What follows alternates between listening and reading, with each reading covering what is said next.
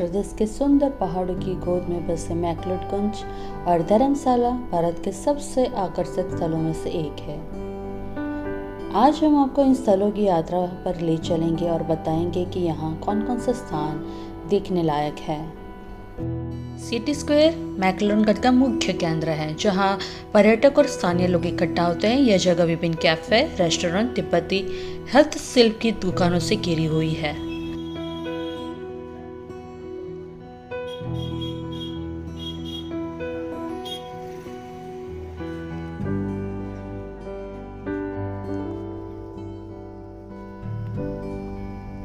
ये है धर्मशाला का वॉर मेमोरियल।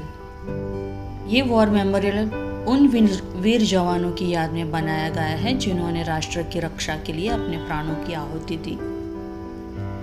स्मारक में काले संगमरमर की दीवारों पर उन सैनिकों के नाम खते हुए जिन्होंने विभिन्न युद्धों और सैन्य अभियानों में बलिदान दिया, जैसे ऑपरेशन विजय यहाँ लिखा हुआ है, कारगिल युद्ध।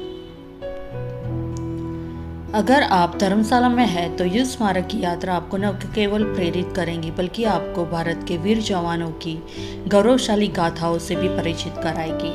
और अब हम चलते हैं धर्मशाला का क्रिकेट स्टेडियम, जो दुनिया का सबसे खूबसूरत क्रिकेट स्टेडियम है।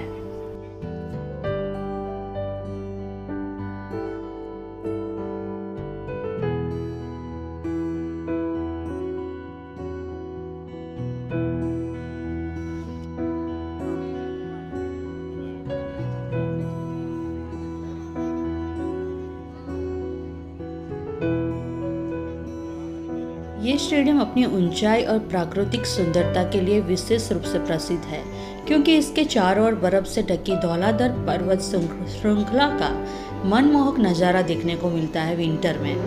और समुद्र तल से लगभग 1457 मीटर की ऊंचाई पर स्थित यह स्टेडियम न केवल क्रिकेट प्रेमियों को बल्कि टूरिस्ट को भी आकर्षित करता है। यहाँ बैठकर मैच देखना एक अनोखा अनुभव होता है, जहाँ आप खेल का आनंद लेते हुए साथ ही प्राकृतिक सौंदर्य का भी लुत्फ उठा सकते हैं। और हमारा नेक्स्ट डेस्टिनेशन है ग्योतो मोनेस्ट्री। ग्योतो मोनेस्ट्री धर्मशाला का एक महत्वपूर्ण तिब्बती बौद्ध मठ है।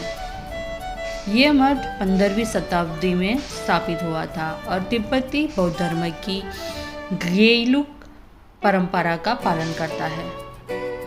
ग्योतो मठ अपनी भव्य वास्तुकला, शांतिपूर्ण वातावरण और प्रार्थना सभाओं के लिए जाना जाता है।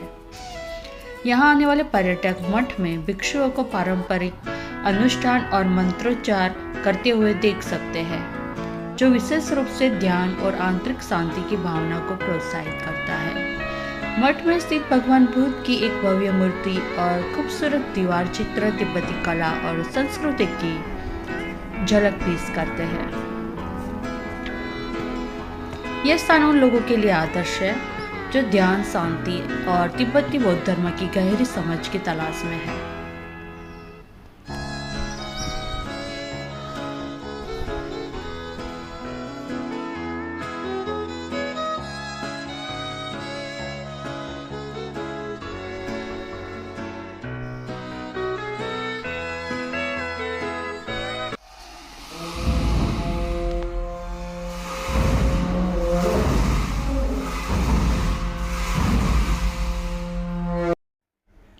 और अब हम चल रहे हैं भागसू नाग टेम्पल की ओर और वाटरफॉल भी इसी डायरेक्शन में आ रहा है। भागसू नाग टेम्पल मैक्लोडगंज से 2 किलोमीटर की दूरी पर है और ये बहुत पुराना मंदिर है, जो 5100 साल पुराना है।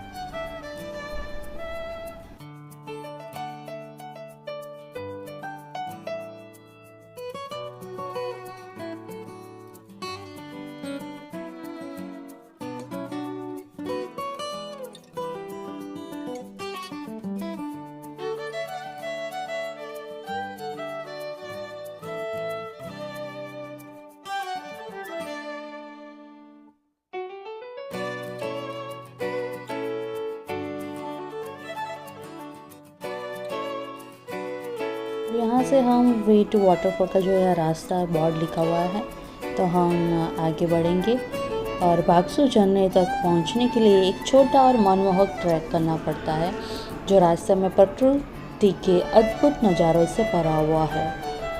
इस क्षेत्र में आपको कैफे और छोटी दुकानें भी हैं जहां पर्यटक बैठकर स्थानीय खाने का स्वाद ले सकते हैं। और आपको यहाँ बहुत सारे, क्योंकि ये फेमस टूरिस्ट प्लेस है तो भीड़ तो आपको मिलेगी, और यहाँ आपको वॉकिंग करते हुए वाटरफॉल की ओर आपको बढ़ना होगा। और आपको यहाँ पहाड़ भी बहुत अच्छे से आपको देखने को मिलेगा। प्राकृतिक सुंदरता और शांत वातावरण के लिए ये जाना जाता है। तो चलते हैं हम बाक्सू वाटरफॉल की ओर। यह झरना न केवल प्रकृति प्रेमियों के लिए बल्कि फोटोग्राफर और रोमांचक अनुभवों की तलाश करने वाले यात्रियों के लिए भी एक बेहतरीन जगह है। बाक्सू झरने की ठंडी फुहारों में समय बिताना और आसपास के सुंदर दृश्यों का आनंद लेना मैक्लोडगंज की यात्रा को यादगार बना देता है।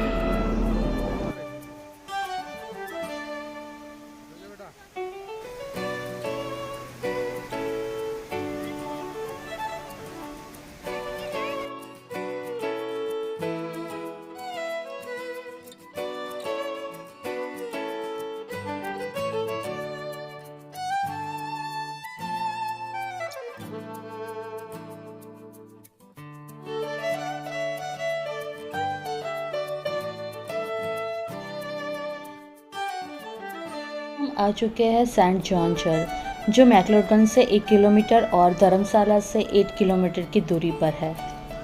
सेंट जॉन चर्च, जिसे Saint John in the wilderness के नाम से भी जाना जाता है, एक एंग्लिकन चर्च है जो मैक्लोडगंज के रास्ते में खूबसूरत देवदार पेड़ों के बीच फॉर्सिथगंज में स्थित है। यह church Saint John the Baptist को समर्पित था और इसका निर्माण 1852 में हुआ था। यह चर्च एक ऐतिहासिक स्मारक है जो इस क्षेत्र के सबसे पुराने चर्चों में से एक है। यह नियो गॉथिक स्थापत्य शैली में बना है।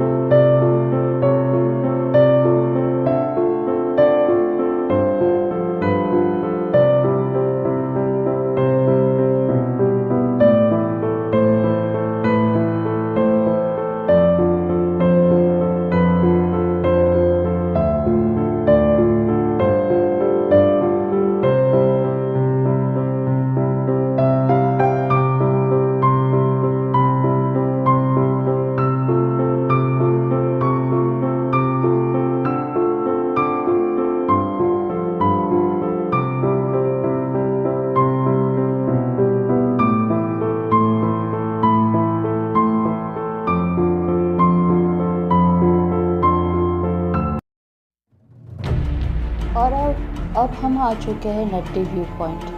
नट्टी व्यू पॉइंट मैक्लोडगंज से 4 किलोमीटर और धर्मशाला से 14 किलोमीटर दूर है।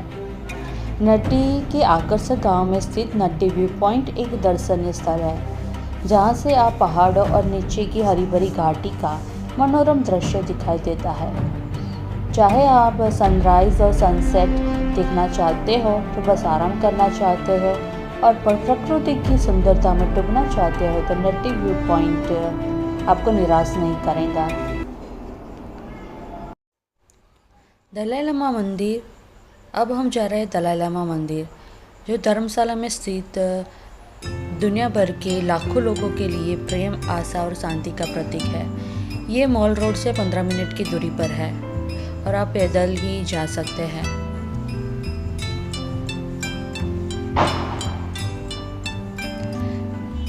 इस मंदिर का निर्माण 1959 में तिब्बती आध्यात्मिक नेता परम पावन 14वें दलाई लामा के तिब्बत से निर्वासन के बाद किया गया था।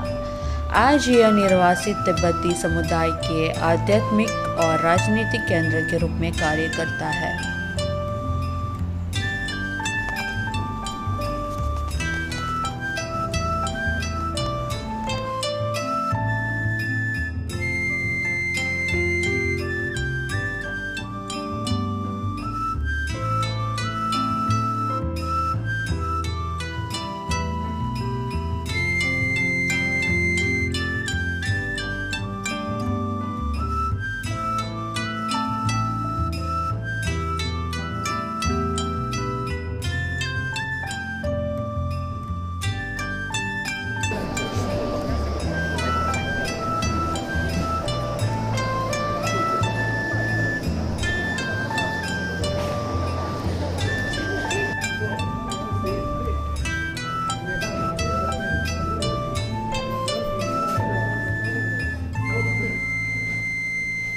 अब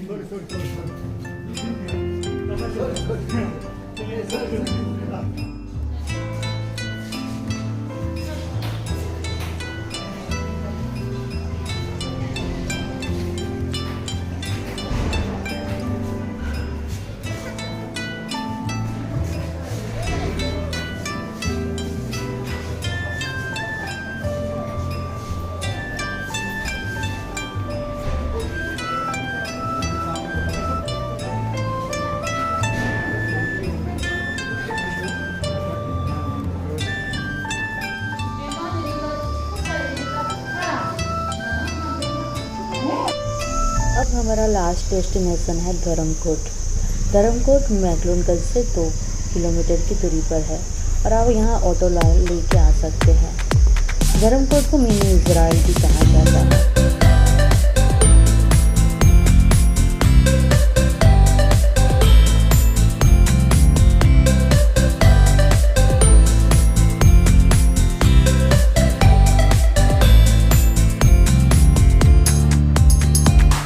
धर्मकोट गांव में यहूदी समुदाय के लिए चबाड़ हाउस भी है। चबाड़ हाउस एक तरीके का कम्युनिटी सेंटर होता है जहां पर यहूदी समुदाय के लिए धार्मिक सुविधाएं उपलब्ध होती है। और यहां आप देख सकेंगे कि दुकानों में कि साइन बोर्ड भी चौराहों पर भी हिब्रू भाषा में आपको साइन बोर्ड देखने को मिल जाएंगे। यहाँ के रेस्टोरेंट में इजरायली खान पान का मिलना आम बात है। इस गांव को एक पर्यटन स्थल के रूप में विकसित करने में इजरायली नागरिकों का भी योगदान है। भारत आने वाला हर इजरायली व्यक्ति एक बार धर्मकोट की यात्रा जरूर करता है। यहाँ के रेस्टोरेंट में इजरायली खान पान का मिलना आम बात है।